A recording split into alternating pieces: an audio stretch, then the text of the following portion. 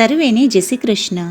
આજે આપણે જાણીશું પરમા એકાદશી વ્રત કરવાની વિધિ, વાર્તા અને મહાત્મ્ય. યુધિષ્ઠરે શ્રી કૃષ્ણને પૂછ્યું, અધિક માસની કૃષ્ણ પક્ષમાં આવતી એકાદશી વિશે જણાવો.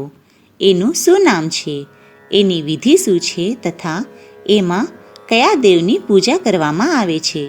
શ્રી કૃષ્ણ બોલ્યા, હે રાજન, અધિક માસમાં કૃષ્ણ પક્ષમાં આવતી એકાદશીનું નામ પરમા છે. ઘણા એને કમલા એકાદશી પણ કહે છે.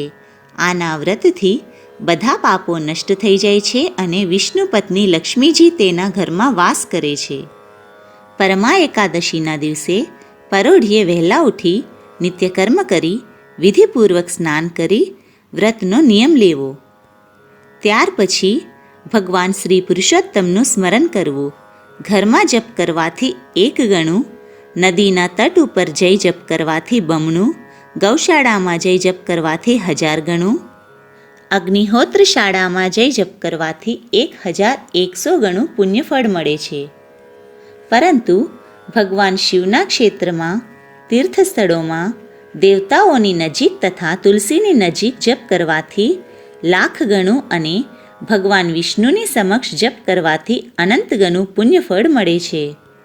એવી એકાદશીનું વ્રત કરનારે ચક્ર સુદર્શનધારી દેવાધિદેવ ભગવાન વિષ્ણુની સમક્ષ ભક્તિભાવથી પ્રસન્નચિત્ત થઈને આ મંત્ર બોલીને ઉપવાસ કરવાનો સંકલ્પ કરવો. એકાદશ્યામ નિરાહારમ સ્થિત્વાહમ પરેહની ભોક્ષ્યાતિ પુંડરીકાક્ષ શરણમ મે ભવાચ્યુત. હે કમલનયે, હું એકાદશીની તિથિમાં નિરાહાર રહી ઉપવાસ કરીને 12 કે 12 ઉપરની 13 ભોજન કરીશ. તો હે અચ્યુત ભગવાન, તમે મને તમારા શરણમાં લ્યો. હે યુધિષ્ઠર, અગાઉ અધિક માસની શુક્લ પક્ષની પદ્મિની એકાદશીમાં જણાવ્યા પ્રમાણેની જ સ્નાન વિધિ, વ્રતવિધિ, પૂજા વિધિ વગેરેની વિધિઓ આ એક અધિક માસની વદની પરમા નામની એકાદશીની પણ છે. ત્યાર પછી પૂજા કરીને વ્રત કરનારે ભગવાન શ્રી વિષ્ણુને આ પ્રમાણે પ્રાર્થના કરવી. અજ્ઞાનતિમિરાંધસ્ય વ્રતેનાનેન કેશવ પ્રસીદ સુમુખો ભૂત્વા જ્ઞાનદૃષ્ટિપ્રદો ભવ. હે કેશવ, મેં કરેલા આ એકાદશીના વ્રતથી તમે પ્રસન્ન થાવ અને અજ્ઞાનરૂપી અંધકારથી આંધળા બનેલા મને તમે જ્ઞાન દ્રષ્ટિ આપો. હે રાજન, હવે આ એકાદશીની મનોહર કથા હું કહું છું તે તમે એક ચિત્તે સાંભળો. પૂર્વે કાંપિલ્ય નગરીમાં સુમેધા નામનો અત્યંત ધર્માત્મા અને વેદશાસ્ત્રમાં પારંગત વિદ્વાન બ્રાહ્મણ રહેતો હતો. એની સ્ત્રી અત્યંત પવિત્ર, ધાર્મિક વૃત્તિની તથા પતિવ્રતા હતી. પૂર્વના કોઈ પાપને કારણે આ દંપતી અત્યંત દરિદ્ર હતું. ક્યારેક તો તેમને 1 ટક જમવાના સાસા પડતા અને પાણી પીને સૂઈ જવું પડતું.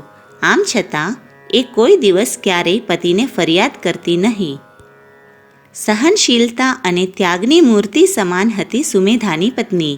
જાતે કષ્ટ વેઠીને પણ એ બ્રાહ્મણની પત્ની પોતાના પતિની સેવા કરતી રહેતી તથા પોતે ભૂખી રહીને પણ અતિથિને અન્નદાન કરતી.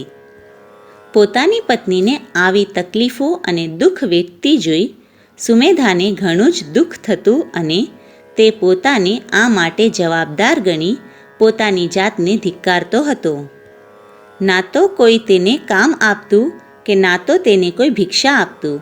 એટલે તેને વિચાર્યું કે હું પરદેશ જઈને ઘણું ધન કમાવી લાવું, જેથી મારી પત્ની સુખી થાય. આમ વિચારતા એક દિવસ સુમેધાએ પોતાની પત્નીને કહ્યું, હે પ્રિયે, ગૃહસ્થ જીવન ધન વિના નથી ચાલતું. આથી હું પરદેશ જઈને કંઈક ઉદ્યોગ કરું, જેથી આપનું દરિદ્ર ટળી જાય. પોતાના પતિના આવા વચન સાંભળી આંખમાં આંસુ સાથે પત્નીએ કહ્યું, હે પ્રાણનાથ, પતિ સારું કે ખરાબ જે કંઈ પણ કહે, પત્નીએ એ જ કરવું જોઈએ. પરંતુ હું તમને આ માટે સંમતિ નથી આપતી. મનુષ્યને પૂર્વજન્મના કર્મો પ્રમાણે ફળ મળે છે. વિધાતાએ ભાગ્યમાં જે કંઈ લખ્યું હશે એ ટાળવાથી પણ નથી ટળતું. હે પ્રાણનાથ, આપને ક્યાંય જવાની આવશ્યકતા નથી. હિંમત રાખી અહીં જ રહો. ભાગ્યમાં જે હશે તે અહીંયા જ મળી જશે. જે લુખો સુખો રોટલો મળશે તે આપને વેચીને ખાઈશું. પત્નીની વાત સાચી છે એવું માનીને બ્રાહ્મણ પરદેશ ન ગયો અને ઘેર રહી ભક્તિપૂર્વક ભગવાનના ભજનમાં લીન રહેવા લાગ્યો. એક સમય કૌંડિન્ય મુનિ ફરતા ફરતા એમને ત્યાં આવ્યા. તેમને જોઈને સુમેધા અને એની પત્નીએ મુનિને પ્રણામ કર્યા અને બોલ્યા, આજે અમે ધન્ય થયા. આપના દર્શનથી આજે અમારું જીવન સફળ થયું. મુનિને એમને આસન અને ભોજન આપ્યું. ભોજન પછી પતિવ્રતા બોલી, હે મુનિવર, મારા ભાગ્યથી જ આપ પધાર્યા છો. મને પૂર્ણ વિશ્વાસ છે કે હવે મારી દરિદ્રતા શીઘ્ર દૂર થનાર છે. આપ અમારી દરિદ્રતા નષ્ટ કરવા માટેનો કોઈ ઉપાય બતાવો. આ સાંભળીને કૌંડિન્ય મુનિ બોલ્યા, હે પતિવ્રતા, અધિક માસની કૃષ્ણ પક્ષની પરમા એકાદશીના વ્રતથી બધા પાપ, દુઃખ અને દરિદ્રતા વગેરે નષ્ટ થઈ જાય છે. એ એકાદશી નિર્ધનતા અને દરિદ્રતાને હરનારી છે. એનું વિધિપૂર્વક વ્રત કરવાથી લક્ષ્મી દેવી પ્રસન્ન થાય છે અને ધન, ધાન્ય અને વૈભવની પ્રાપ્તિ થાય છે. તેમજ સુખ અને સમૃદ્ધિ વધે છે. આ એકાદશીના દિવસે વહેલા ઉઠી નિત્યકર્મ કરીને સ્નાન વગેરેથી પવિત્ર થઈને ભગવાન પુરુષોત્તમની પૂજા કરવી, ઉપવાસ કરવો. વ્રતમાં ભજન, કીર્તન, નૃત્ય સહિત રાત્રિ જાગરણ કરવું જોઈએ. ત્યાર પછી બારસના દિવસે યથાશક્તિ બ્રાહ્મણને જમાડી દાન કરવું. ભોજન કરતી વખતે મૌન ધારણ કરવું. આ વ્રત કરવાથી જ કુબેરજીને મહાદેવજીએ ધનાધ્યક્ષ બનાવી દીધા હતા. આ જ વ્રતના પ્રભાવથી સત્યવાદી રાજા હરિશ્ચંદ્રને પુત્ર, પત્ની અને રાજ્ય પાછા મળ્યા હતા. ભગવાન શ્રી કૃષ્ણે કહ્યું, હે ધર્મરાજા, એ સુમેધા બ્રાહ્મણે અને એની પતિવ્રતા ધર્મનિષ્ઠ પત્નીએ સાથે મળીને કૌંડિન્ય મુનિના કહ્યા પ્રમાણે પરમા એકાદશીનું 5 દિવસ સુધી વ્રત કર્યું. આ વ્રત સમાપ્ત થતાં જ બ્રાહ્મણની પત્નીએ એક રાજકુમારને પોતાને ત્યાં આવતો જોયો. રાજકુમારે બ્રહ્માજીની પ્રેરણાથી આજીવિકા માટે એક ગામ તથા બધી વસ્તુઓથી પરિપૂર્ણ સુંદર ઘર રહેવા માટે બ્રાહ્મણને આપ્યું. બ્રાહ્મણ પતિ પત્ની વ્રતના પ્રભાવે આ લોકમાં અત્યંત સુખ ભોગવી અંતે સ્વર્ગલોકમાં ગયા.